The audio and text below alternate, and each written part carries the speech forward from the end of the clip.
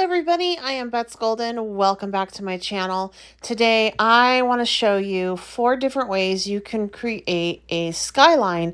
My intention in doing this was to show you how you can do a skyline maybe at morning, one midday, one just at twilight, and then one in the evening. I'm using my Sassy and Crafty skyline stencils, and I'm doing all of these with Distress Oxide colors, and I'm using specialty stamping paper. And I advise, I didn't do this, to use pixie spray to hold down your stencils, but I just held them down in place. It would have been better if I would use some pixie spray. So we're going to use a resist technique to do this, and that means we're going to create that background first. And I'm just laying out colors that I think go together, like what a sky would look like, and just blending it on through. I like the specialty paper for this type of technique because it's slick and it blends nicely. I would not recommend using this kind of paper for detailed coloring or your Copic markers, but for Distress Oxides and any other ink blending, it is beautiful. So this first one is going to be that morning bright sunny sky, and I'm just blending in these lovely warm tone colors.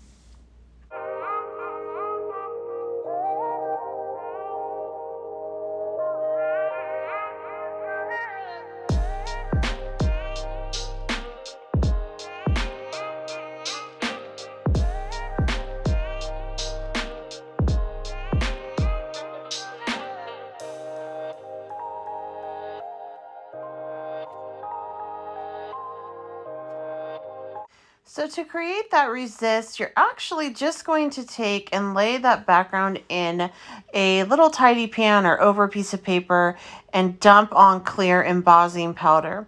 And then what you're going to do from here is heat set the whole entire thing. And this is going to allow any ink that you layer on those buildings to resist. So you can get pretty sloppy with how you layer it on. And then you just wipe it clean with a little baby wipe. If you guys are interested in anything I'm using in the videos, I do have a supply list provided for you down below. The Sassy and Crafty stencils that I'm using, I will be showing you finished cards today with the stamp set that I picked up from there as well. And you can get it all at that same link. I'll have it provided down below. So make sure you stick around to the end of the video to see the finished cards that I created from these. And then after this, I will move on into my daytime background, which turned out super cute. But before I go on from there, I'd like to take this opportunity, if you haven't subscribed to my channel, to consider doing so, making sure you hit that notification bell if you enjoy content like this, which is paper crafting techniques. Now I am rubbing over just some more Distress Oxides, and then I'm taking a baby wipe and I'm wiping it off, and where it was not embossed, that background shines through. All right, so now we are going on to the daytime one. So for this one, I'm just taking the Patina and Salty Ocean, and I'm sporadically laying down color in different places. And I actually thought that I screwed up because I want to put clouds in, but I'm going to show you what you can do to add clouds after the fact. But for this, I'm just, again, layering in those colors. And I'm not trying to make it look like a sunrise or sunset, but the sun is already fully in the sky. So that's why I'm doing a little light here, a little dark here, and so on and so forth on this background.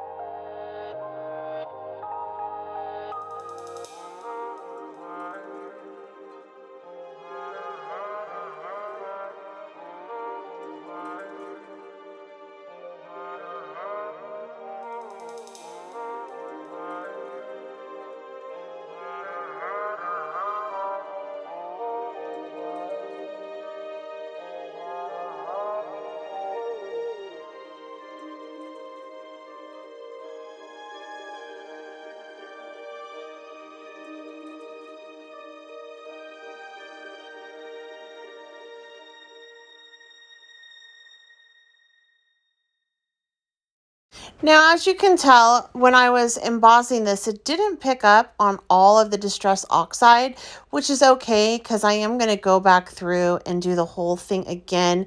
But I am struggling a little bit with it. However, I stopped because I want to add in some clouds. So I'm just using my distress embossing little dabber, which is basically embossing powder in a little dabber form. And I'm putting on white embossing powder from there, and then I'm going to heat set this, and that's going to create clouds.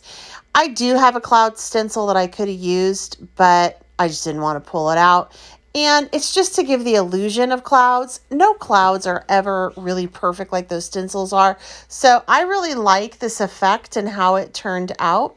If you guys have any questions throughout the video, please feel free to leave them down below and I'll get back to you. Or if you have any comments, I would love to have your feedback and interact with you guys. So feel free to leave that down there and make sure you give a video a thumbs up if you're enjoying it. So I need to go back over all of this again with some clear embossing powder to create that resist. So I just used my dabber to go over all the color once again, because it is clear, so I know that it would dry clear. And now I have a really nice covering that's going to be perfect for my resist. And I'm just using the black soot and the distress oxides for all of my buildings and such. I really like this white though, and on the next one I wish I would have left the white, but that's okay. Live and learn. It still turned out super cute, and I was pretty pleased with the results. Everyone watching us knows, and you make me wait, make me wait. Let me be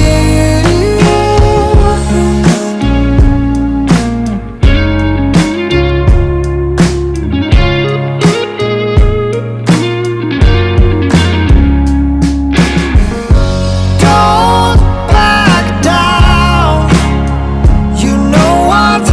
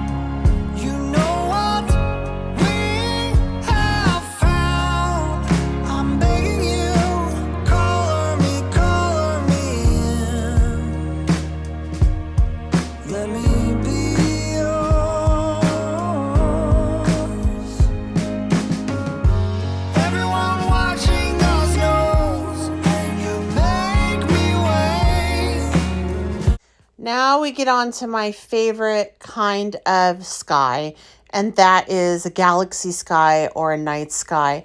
I'm doing something a little bit different this time. I'm actually layering on some of the Distress Oxide before I put my stencil on, and that's because that black soot is going to end up being my base color. So it didn't make any sense to add it later when I could just add it now.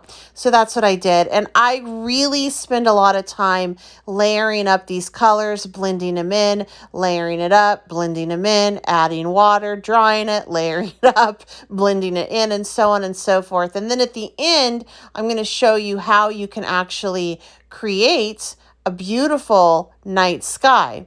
I also don't necessarily need to emboss any of this for this particular skyline. If you don't want to emboss, you don't have to, since you did add ink at the bottom before you put your stencil down. So there is that you can take a little bit of a cheater move on if you are using colors that blend well and build upon them, and you want your buildings to be part of that color family. This is a way that you can do it. You just need to lay down your color that you want your buildings to be first, and then lay your stencil over it and build that background from there.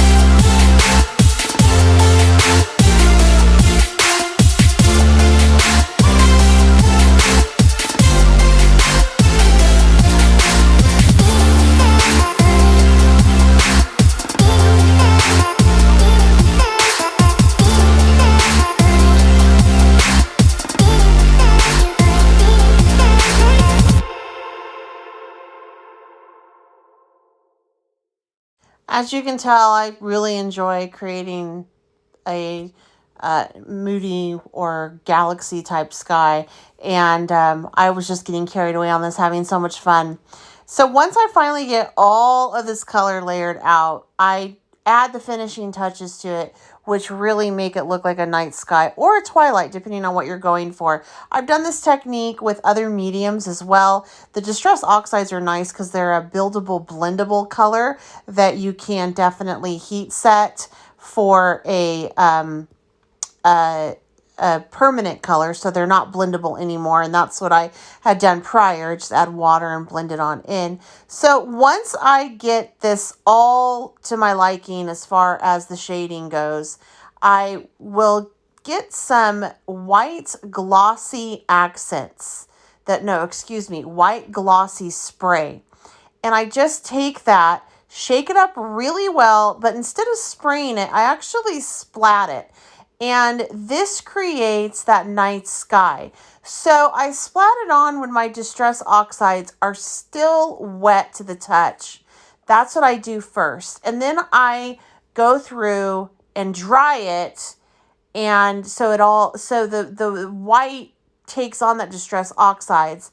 And then I go through, I dry it, and then I lay it down again after I add some Distress Glaze. And what the Distress Glaze does, and you'll see it in a minute, is it just brings that shine and luster back, because when I wet it down, it creates like this chalky finish. And I don't want a chalky finish in my sky. I want it to have that luster. So I just take a little bit out of my jar. Yes, I use my fingers. I don't particularly like the sponge tip applicated in there. And then I wipe it off with my towel. And now it's ready. And I can layer on even more stars for that bright white look. And that is how I finish off this particular background. And I'm super pleased with that. I just love what it looks like, you know, with the Statue of Liberty. This is a New York skyline, which I love New York, you guys. It's my muse. It's like, it's the core of it's steel with softness. It's like, it's just, I love New York. So anyway, that has nothing to do with this video, but I just have to say that. So once I get this all done and dry, I go ahead and I create some cards for you so you can see what you can do on the front of this. And again, I'm using the Sassy and Crafty stamps to do that.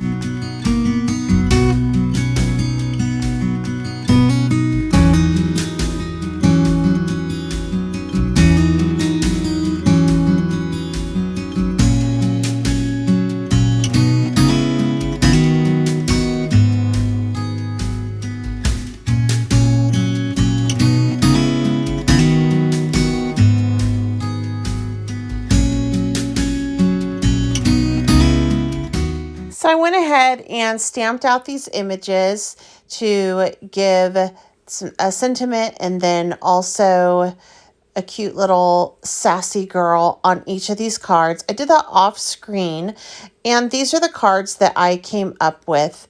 I really like them. I use Copic markers, and then on the goggles, I use some of the glossy accents just to make them look like their glasses. And I also use the glossy accent on the front of the astronaut's helmet, so it looked like she was looking through. Really like how this turned out. I certainly hope you guys enjoyed this video and you learned a different technique that you can use with your Distress Oxides and how to use them in a resist fashion with your stencils. I also want to remind you that everything I use is listed down below in my description box, so make sure that you check that out. And if you enjoyed this video, please feel free to share it in any social media group that you're involved with. Sharing is caring, and it so helps me out. Until next time, I'm Bets Golden.